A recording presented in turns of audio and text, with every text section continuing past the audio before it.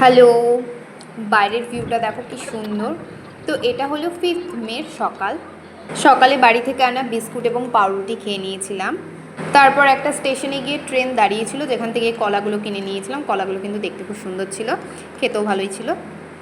তারপর দুপুর 1টার সময় ট্রেন থেকে লাঞ্চের থালি দেয়। আমরা সবজি ভাত ও মাছ ভাত কিনি। সবজি ভাত 130 টাকা এবং মাছ ভাত ছিল 160 টাকা। নর্মাল দামের থেকে বেশি, তবে ট্রেনের জন্য হয়তো ঠিকই আছে। খাবারগুলোর টেস্ট মোটামুটি ছিল। তারপর বাড়ি থেকে কিছু ফল এনেছিলাম, সেগুলো কেটে খেয়ে নিয়েছি। বাড়ি থেকে কটা ছোলা এনেছিলাম, তারপর সেগুলোকেই মাখি।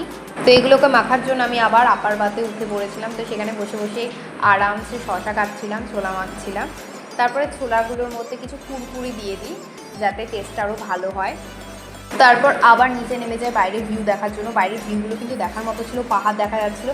এরপর আসছে দেখো একটা খুব সুন্দর নদী। তো সেই নদীর ভিউটা অসাধারণ ছিল। মাঝখানে এত সুন্দর একটা চর পড়েছিল, যেটা আমি আগে কখনো দেখিনি। তো এই যাওয়ার থ্রুতে আমার দেখাও হয়ে গেল। তো রাতের বেলা একটা চিকেন পকোড়ার প্যাকেট নিয়েছিলাম, যার দাম ছিল 50 টাকা।